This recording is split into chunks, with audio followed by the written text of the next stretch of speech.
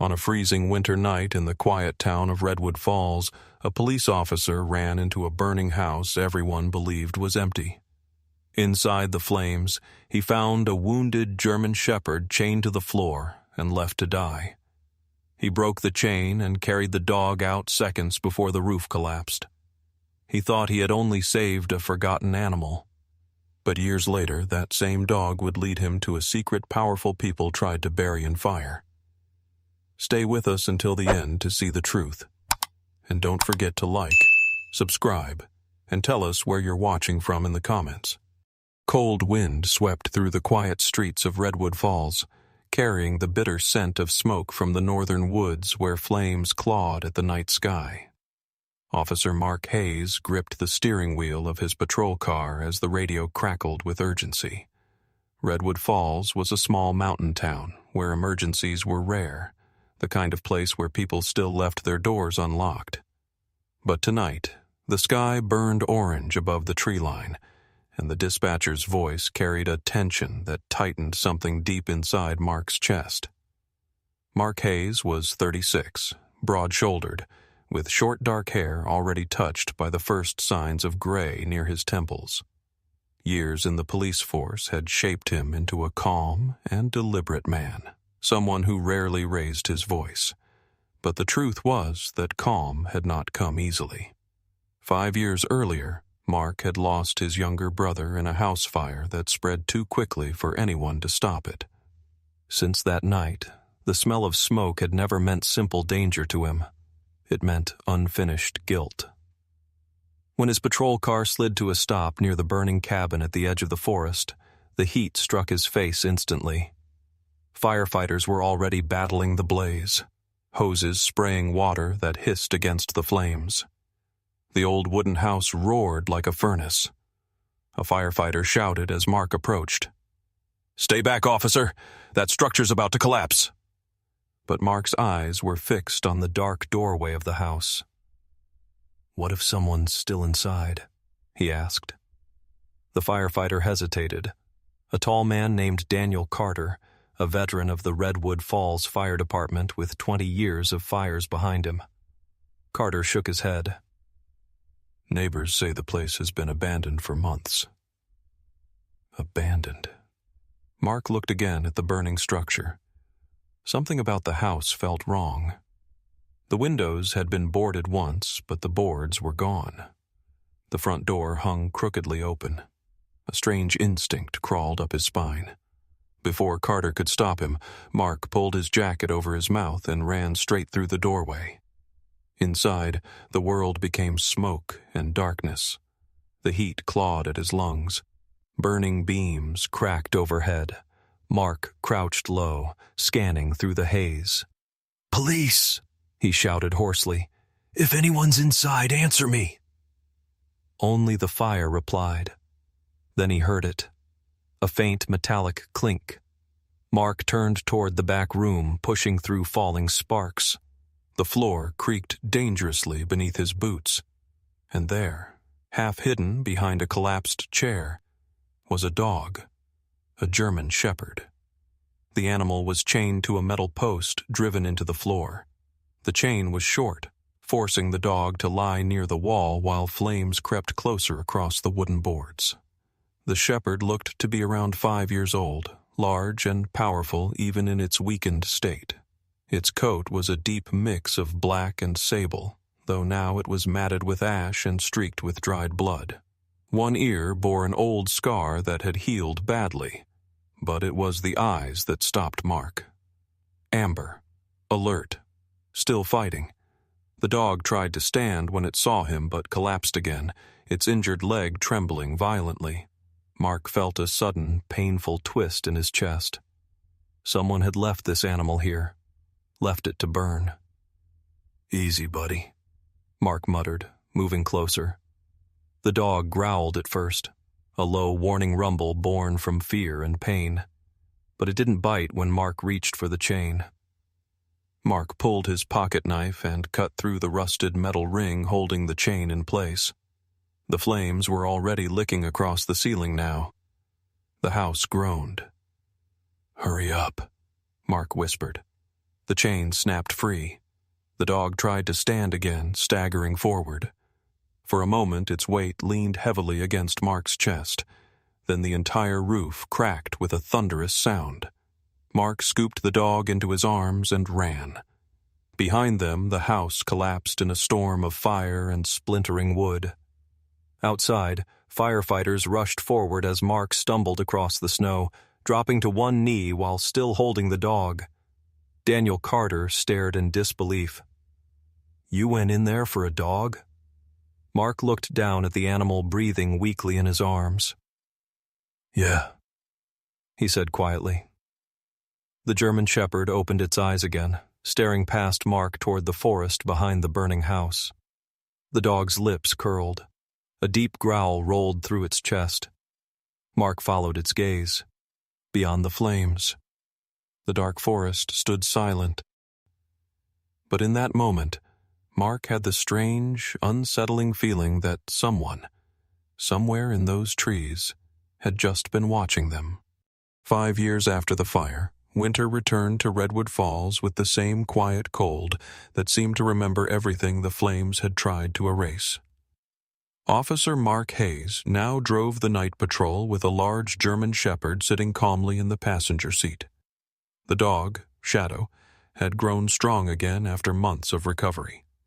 At nearly 10 years old, his muzzle carried faint silver strands, but his body was still powerful and disciplined. His coat remained a deep mix of black and sable, thick against the mountain cold. What had never changed were his eyes, those sharp amber eyes that seemed to measure the world before reacting to it. The bond between Mark and Shadow had formed slowly, built through quiet routines rather than dramatic moments. Every morning before Mark's shift, Shadow waited by the door without barking, simply watching. Every night he rode in the patrol car, alert but calm. The town had grown used to them together. Some people even joked that the German Shepherd had become Redwood Falls' unofficial second officer. But there was one place where Shadow never behaved normally: the Northern Forest Road. Whenever Mark's patrol route passed near the burned property where the old cabin once stood, Shadow's posture changed. His ears lifted, his nose pressed against the cracked window. Sometimes he let out a low, uneasy growl. At first, Mark assumed it was instinct. Dogs remembered places where they had suffered. But as the years passed, Mark noticed something else. Shadow was not reacting with fear. He was searching. One cold night during late November, Mark slowed the patrol car near the forest road.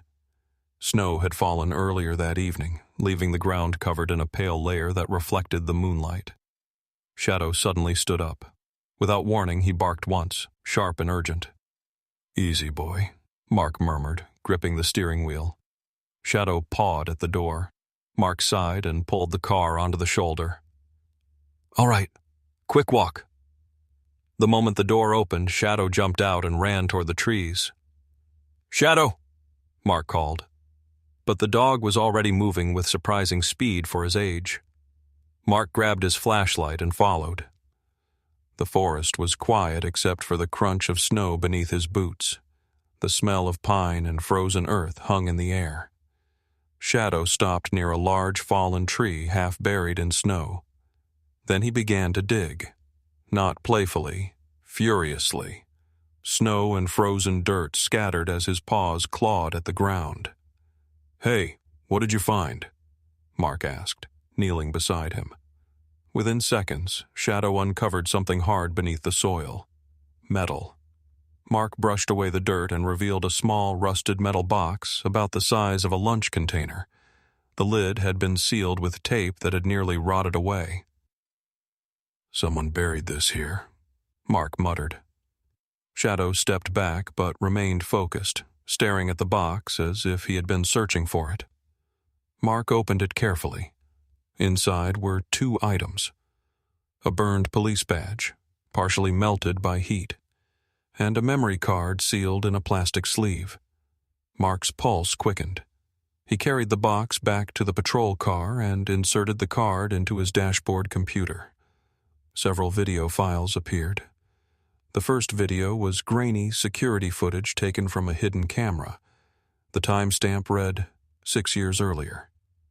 Mark leaned closer to the screen. Headlights cut through the darkness. A convoy of large cargo trucks slowly pulled up to the very cabin that had burned down that night. Men stepped out of the vehicles carrying crates. The footage continued for several minutes. More trucks, more crates.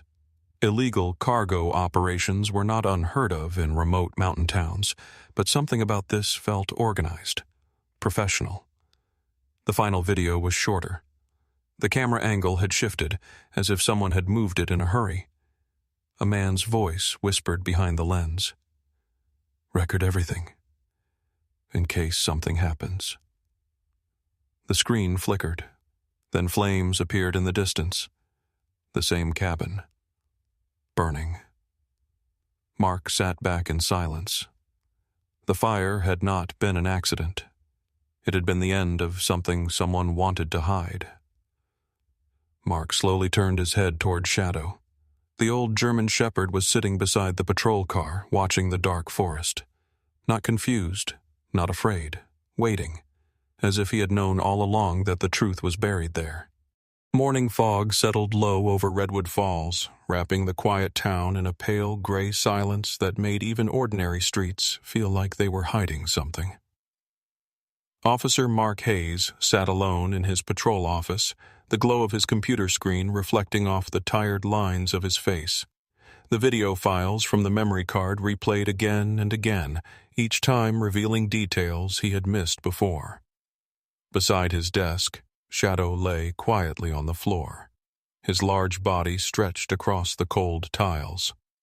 At nearly 10 years old, the German shepherd moved more slowly than he once had, but his eyes remained sharp and attentive. Every so often, his ears twitched when a sound echoed through the hallway, reminding Mark that the dog never truly stopped working. Mark leaned closer to the screen. In the grainy footage, men moved around the trucks carrying wooden crates from the cabin. The crates were marked with faded shipping symbols, the kind used in industrial freight transport. But something else caught Mark's attention. One of the men stepped briefly into the light. The figure wore a dark winter coat and a hat pulled low over his face, but Mark still recognized him. Victor Hale, the mayor of Redwood Falls. Mark exhaled slowly. Victor Hale was 58 years old, tall and well-groomed, known throughout the town as a calm and persuasive politician. He had been mayor for nearly 15 years and had built a reputation as the man who kept Redwood Falls stable during difficult economic years. To the public, Hale appeared generous and composed, but Mark remembered something from years earlier. When Mark first joined the force, he had once questioned Hale about suspicious shipments passing through town. The mayor had dismissed it with a polite smile, but the cold look in his eyes that day had stayed with Mark ever since. Now that look returned to Mark's memory like a warning. Mark paused the video. "What were you doing out there, Victor?" he murmured. Shadow slowly lifted his head. The dog stared toward the door. Then he stood. "Something wrong?" Mark asked quietly. Shadow walked to the door and nudged it with his nose. Mark frowned. This behavior had become familiar during the past few days. Ever since the night they found the metal box, Shadow had grown restless. Sometimes he paced the room. Other times he stared toward the northern forest like he was waiting for permission to go back. Mark stood and grabbed his coat. "All right," he said softly.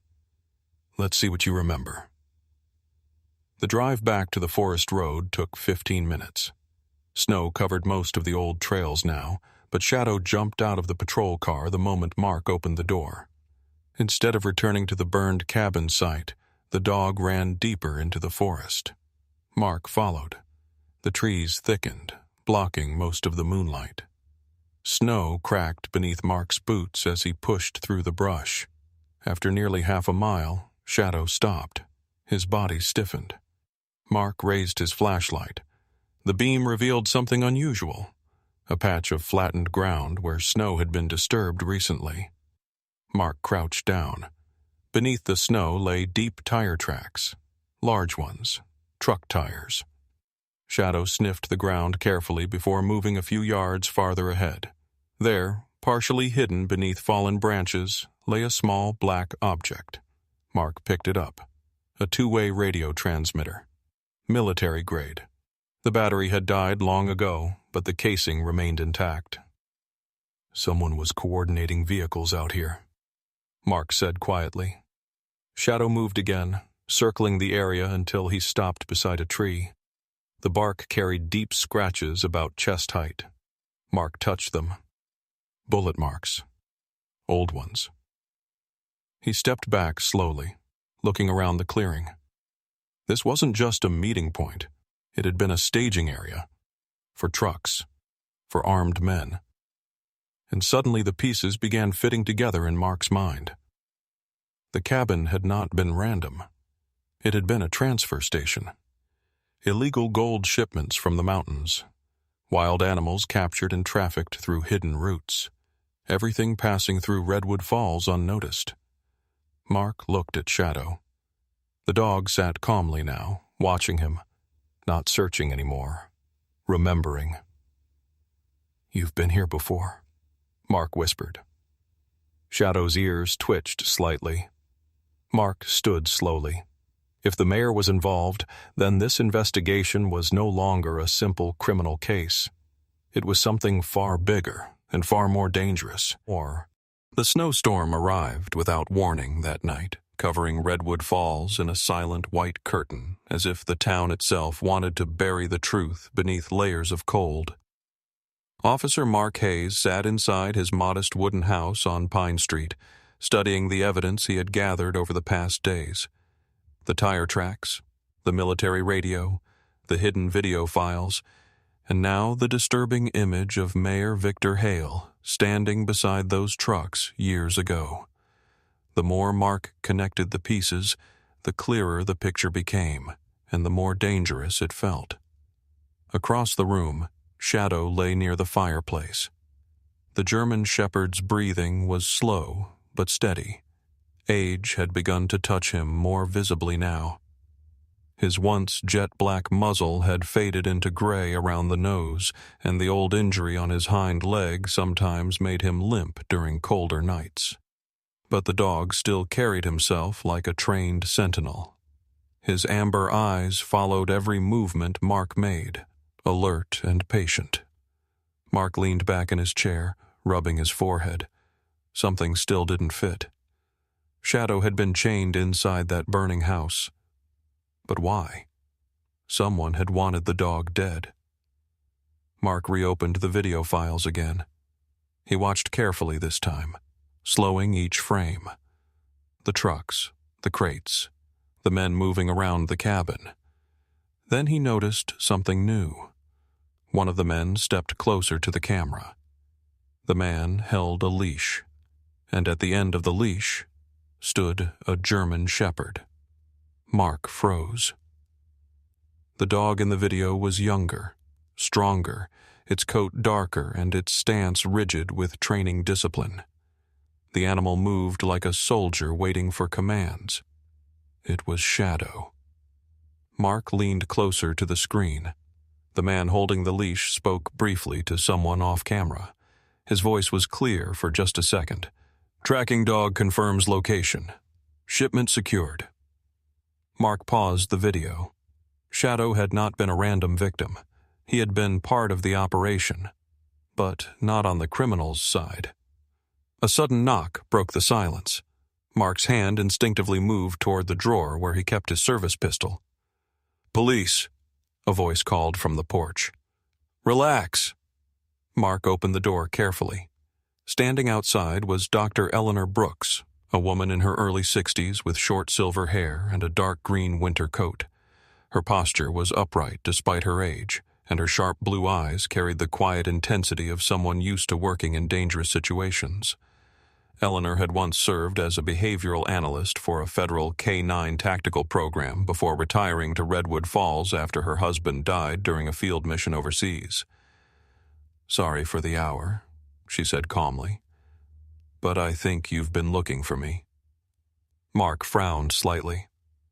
"You know about the dog?" Eleanor stepped inside and looked directly at Shadow. For a moment, the old German shepherd studied her carefully. Then he stood and walked toward her slowly. His tail remained still. His ears lifted. Recognition.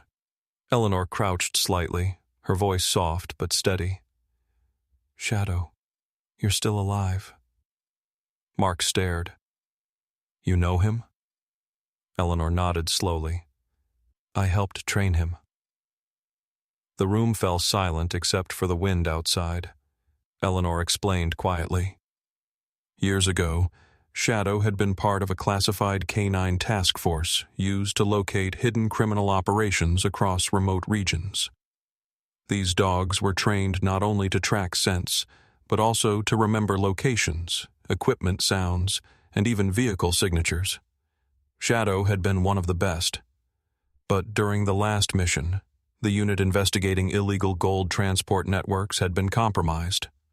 Someone inside the system had leaked the operation. The criminals burned the cabin to destroy the evidence, and the dog who could identify them. "They chained him there," Eleanor said quietly. "They wanted the fire to erase everything."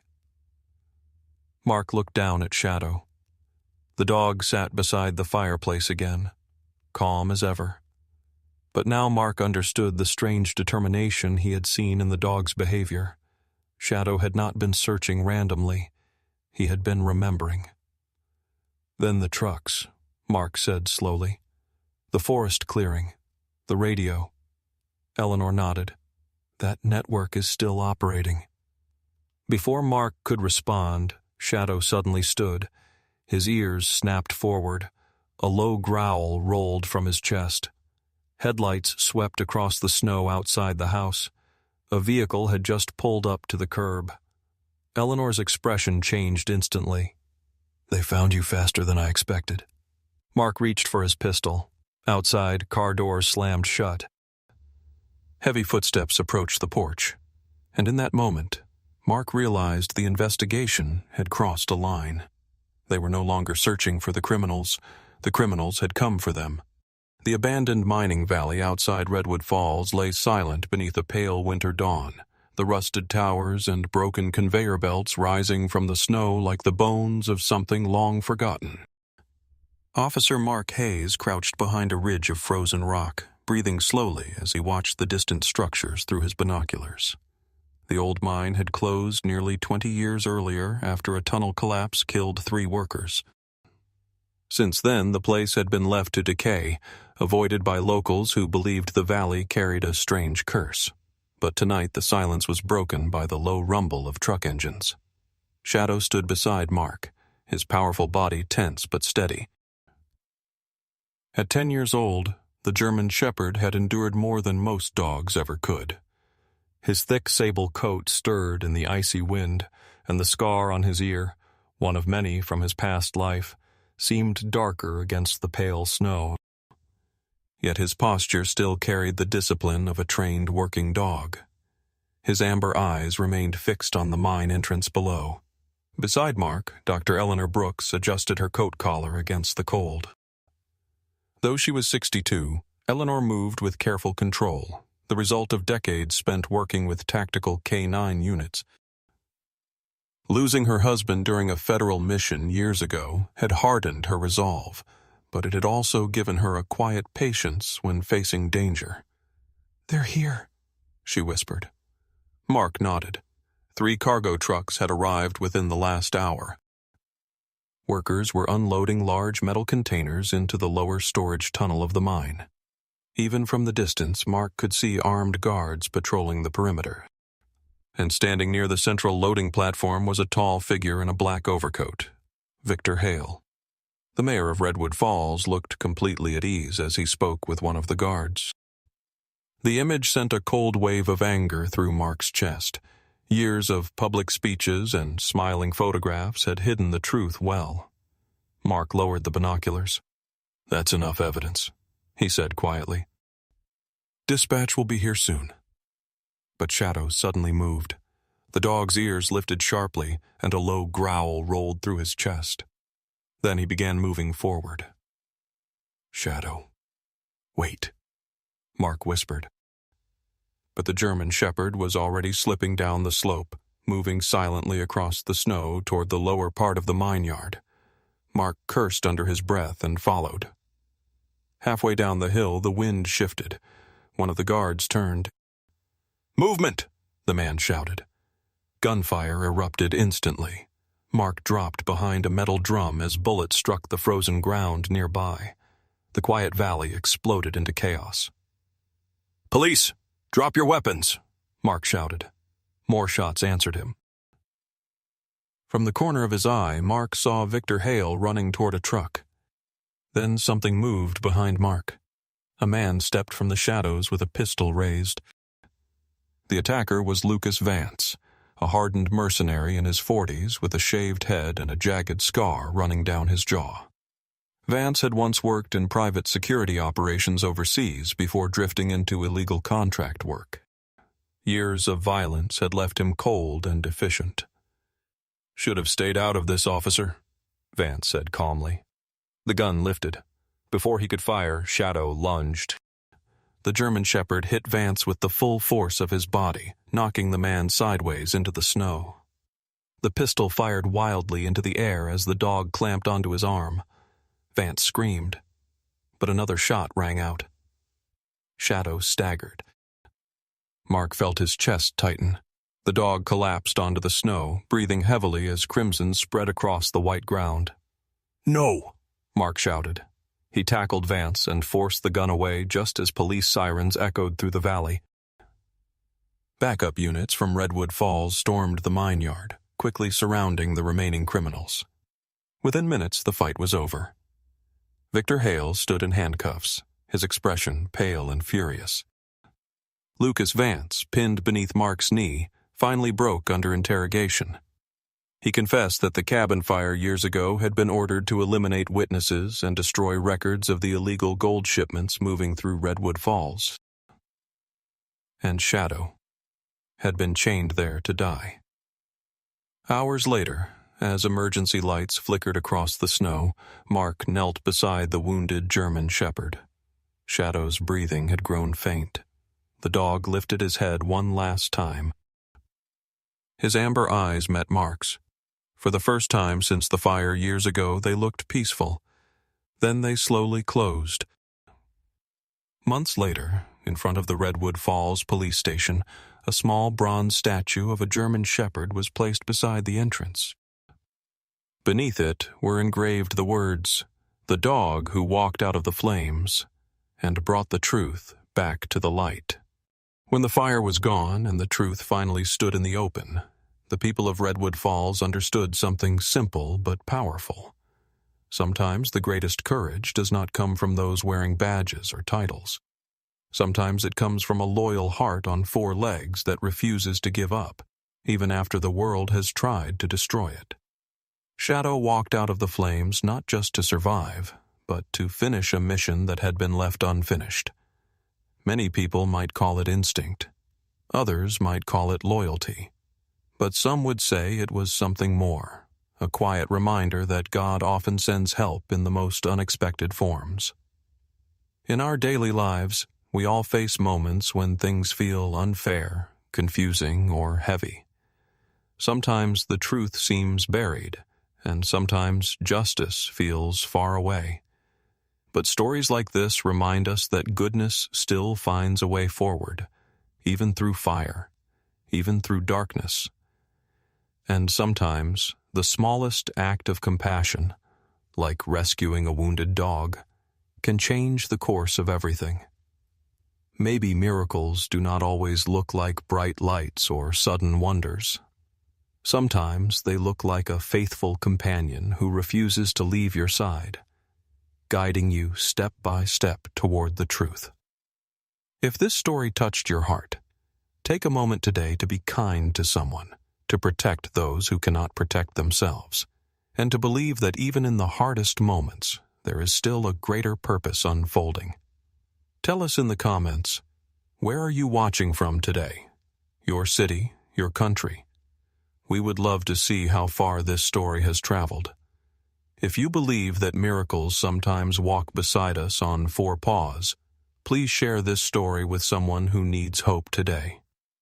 And don't forget to subscribe to the channel so you never miss the next story of loyalty, courage, and faith. May God bless you, your family, and everyone watching today. May He protect your home, guide your path, and send loyal hearts to walk beside you when you need them most. Every Paul had a story. We share powerful story of loyalty and trust. If Rex story moved you, like the video, leave comment and subscribe so never miss next inspiring story.